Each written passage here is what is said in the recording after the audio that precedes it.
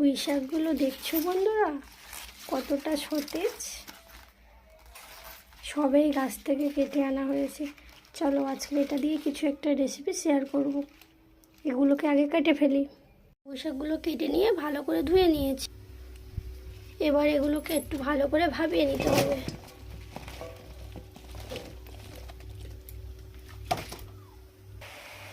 একটু নুন দেব,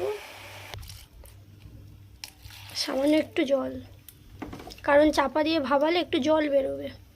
এটা ততক্ষণ ভাবানো হোক, তার মধ্যে আমি চিংড়িগুলোকে কেটে নুন হলুদ মাখিয়ে নিয়েছি। এবারে এগুলোকে ভেজে নিতে হবে। এতে তেল দিয়েছি, শুকনো লঙ্কা, তেজপাতা আর পাঁচফোড়ন। চিংড়িটা ভাজতে দিয়ে আমি একটু উঠে গেছিলাম, কড়াটা পুরো লেগে গেছে।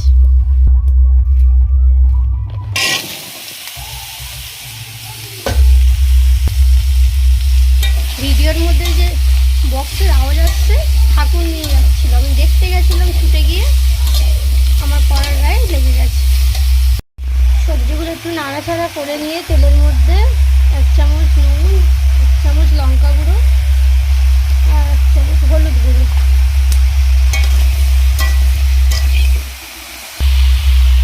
1 চামচ জিরে গুঁড়ো আর একটু ধনে গুঁড়ো। এগুলোকে ভালো করে এবার কষিয়ে নিতে হবে। একটু ভালো করে নাড়াচাড়া করে নেওয়ার পর আগে থেকে ভাবিয়ে রাখা পুঁই শাকগুলো দিয়ে দেবো।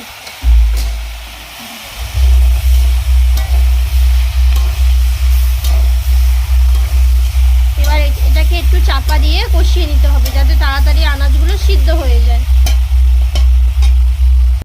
দেখো চাপা দেওয়ার পরে কতটা জল বেরিয়েছে। এবার আমি চিংড়িটা দিয়ে দেব।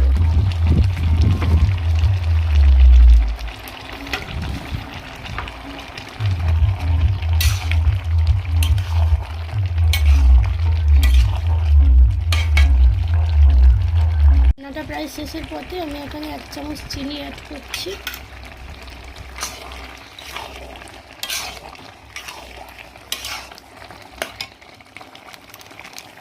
গরম মশলা। এবার একটু ভালো করে নেড়ে ছেড়ে নিয়ে নামিয়ে নিলেই হবে।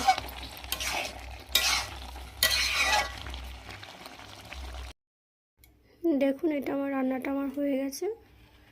ভিডিওটা ভালো লাগলে লাইক কমেন্ট শেয়ার করবেন। টাটা, সবাই ভালো থাকবেন।